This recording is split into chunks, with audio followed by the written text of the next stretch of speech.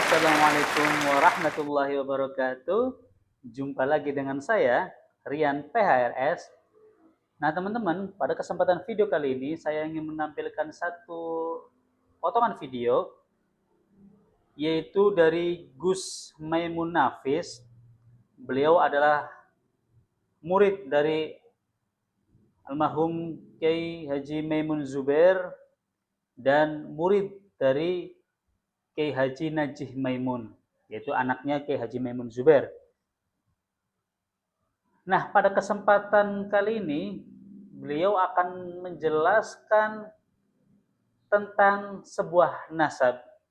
Jadi ilmu sebuah nasab dari sudut pandang yang berbeda tentu. Artinya kayak misalnya kita sering melihat ilmu nasab yang dikemukakan oleh Habib Hanif misalnya. Nah ini dari sisi yang berbeda, yang intinya sama, artinya ini memang ilmu nasab yang dipatenkan oleh para ulama, yang Masya Allahnya, ini adalah ulama-ulama yang Masya Allah, yang selama ini jadi panutan kita, Kiai Haji Maimun Zubair Masya Allah. Murid yang paling fenomenal dari Kiai Haji Maimun Zubair adalah Gus Baha, yang kita semua tahu Gus Baha seperti apa kealimannya. Dan ini murid Kiai Maimun Zubair selain Gus Baha juga Masya Allah. Jadi kita lihat pemaparan dari Ustadz Maimun Nafis. Bagaimana videonya atau pemaparannya? Kita saksikan video berikut ini. Assalamualaikum warahmatullahi wabarakatuh. Alhamdulillahirabbil alamin, wassalatu wassalamu ala asyrafil anbiya wal mursalin sayyidina Muhammadin wa ala alihi washabihi ajmain, amma ba'du. Sebelum saya menjelaskan, mungkin sedikit perkenalan, karena memang salah satu dari dua orang yang asing di sini yang bukan orang populer begitu saya. Jadi banyak yang tidak kenal saya di sini. Kalau Gus Rumel, Gus Wafi, Habib Hanif kan sudah orang-orang besar. Jadi saya Maimun Nafis, saya santri di Sarang, saya ngaji kepada Syekhina Muhammad Najih. Dan apa yang akan saya bahas di sini melalui disiplin ilmu yang sudah saya dalami lama, yakni ilmu baca kitab dan ilmu basul masail yang biasa di pesantren-pesantren. Apa yang akan saya kaji adalah kesesatan logika Imaduddin. Jadi Imaduddin itu membuat logika, tetapi logikanya sesat. Kenapa saya katakan sesat? Karena tidak sesuai dengan disiplin ilmu yang ada. Jadi dia punya logika, tapi disiplin ilmu yang ada tidak sama dengan logika dia. Maka saya klaim bahwa ada kesesatan logika di Imaduddin. Dari mana itu?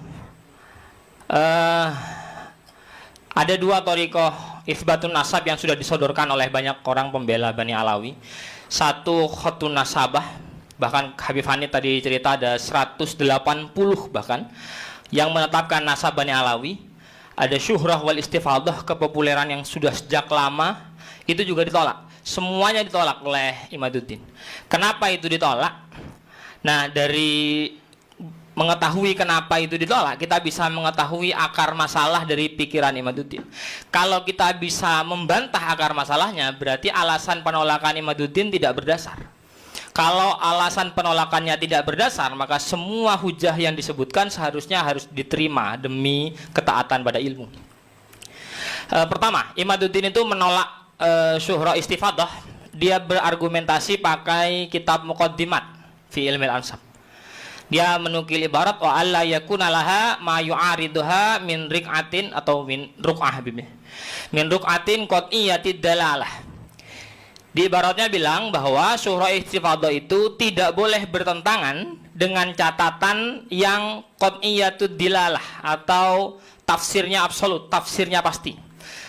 Lalu interpretasi Imaduddin terhadap kaidah itu adalah Syajarah al-Mubarakah yang secara qat'iyud dilalah menyatakan anaknya Ahmad hanya 3 dan tidak ada yang bernama Ubaid.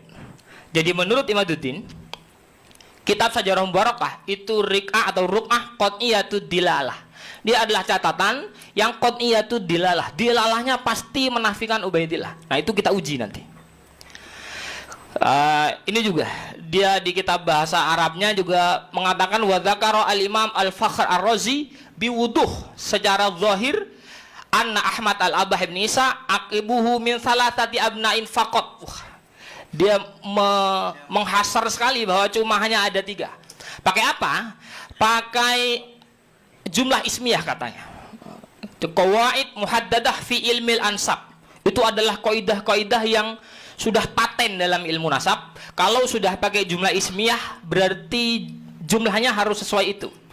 Beliau menukil kaidahnya dari kitab Al-Mu'kibun karya Syekh Mahdi Rajai. Wa min dzalik idza qalu akibuhu min fulan. Akibuhu mubtada min fulan khabar.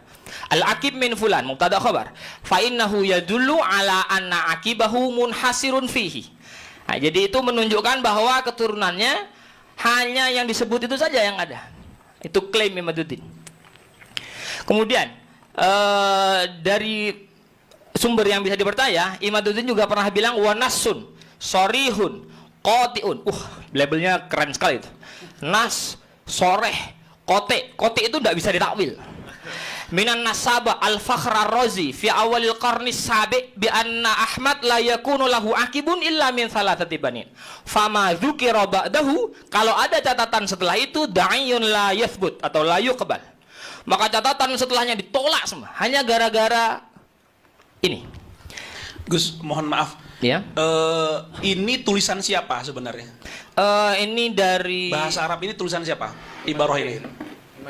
dari Imaduddin. Kiai Imaduddin dalam tulisannya menuliskan dalam bahasa Arab seperti itu. Baik. Imaduddin kan nulis bahasa Arab, dia bicara bahasa Arab juga. Orang Banten. Orang Banten. Walhasil akar masalah dari penolakan dia adalah dari Syajarah Al-Mubarakah dan menggunakan teori jumlah ismiyah. Maka dari itu di sini saya akan membahas 4 hal, tapi pembahasan utama saya cuma di 2. 1 ya Syajarah Mubarakah, 2 jumlah ismiyah. Nah, nanti ada tambahan sedikit, sebentar saja kita akan bahas dalil madlul dan kaitan sikap dan nasab.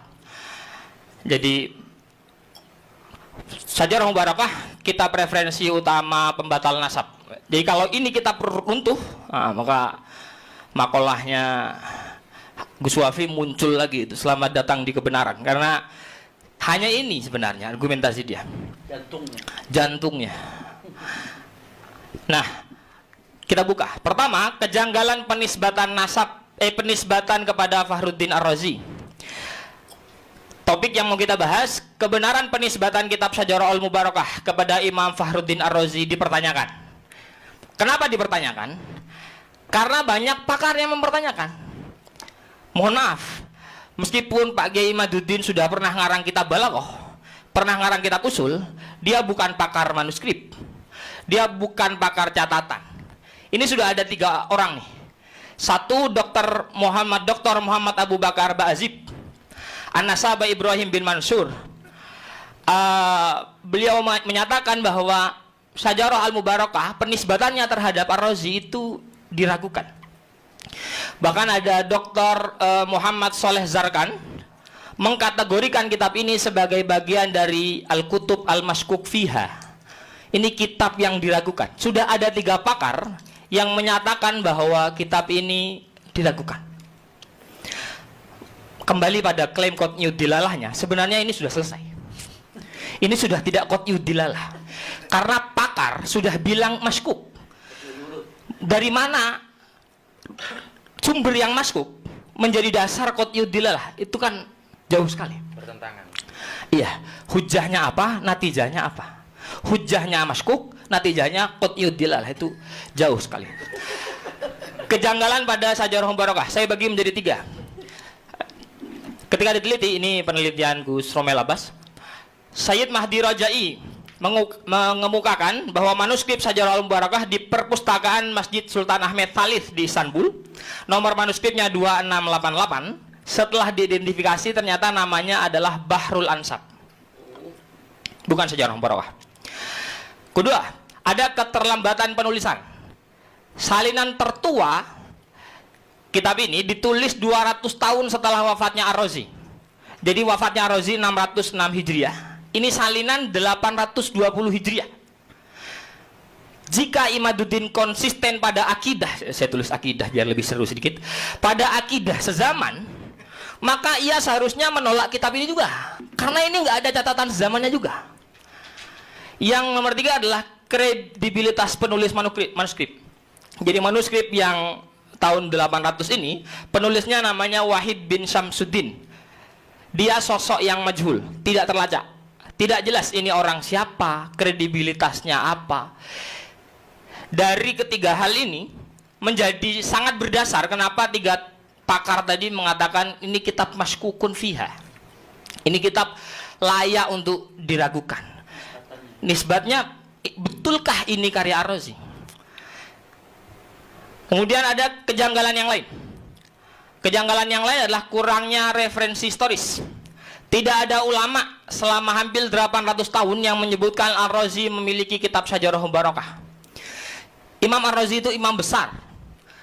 Dia akan dikarang dalam banyak tobokot-tobokot. Dan ketika menulis tentang sejarah Imam Ar-Razi, pasti karya-karya beliau akan tercantum. Dari semua penulisan tobakoh, tidak ada yang menulis Syajarahul Barakah bagian daripada karya Ar-Razi. Jadi menjadi sangat diragukan lagi. Belum ada pakar yang mengakui, ada banyak pakar yang meragukan. Satu yang tidak saya catat, mohon maaf, dalam catatan di Sultan Ahmad Khalif tadi, dia bukan ada proses verifikasi, tapi karena tulisan Wahid bin Syamsuddin itu ada tulisan Ahmad Ar-Razinya, jadi yunsabu ilar Razi. Yunsabu ilar Razi itu cuma nisbat saja. Jadi nemu kertas manuskrip, ada catatan nasab, ada nama Fakhruddin Ar-Razinya, lalu ditulislah sebagai Fakhruddin Ar-Razi, tapi sama sekali tidak melalui proses verifikasi, dan itu diakui oleh Mahdi Ar-Rajai sendiri. Coba bandingkan dengan kitab yang lain. Kitab Al-Fahri umpama, tulisan Imam Al-Mirwazi, itu diakui keberadaannya dan dikaitkan langsung dengan Ar-Razi. Memang Imam Ar-Razi yang minta muridnya untuk nulis itu, dan diakui. Verifikasinya ada, datanya ada, semuanya jelas. Syajarahul Barakah tidak punya itu. Secara isi juga bermasalah. Ada indikasi ideologi Syiah. Kita tidak sedang ingin berdebat mengenai Syiah atau Sunni, tidak. Tetapi kalau penulisnya Sunni, tetapi isi materinya kemudian Syiah, maka kita harus bertanya, benarkah ini materi tulisan beliau? Kalau saya santri Kiai Haji Maimun Zubair, tapi saya buat buku menghabisi beliau, maka ini benar tulisan saya atau tidak? Jangan-jangan akun Facebook saya dihack untuk menghina-hina beliau, karena tidak mungkin saya menghina beliau. Nah, Imam Ar-Razi, kalau memang Syajarahul Barakah tulisan Imam Ar-Razi, kenapa putra dari Muhammad ibn Hasan? Gimana teman-teman?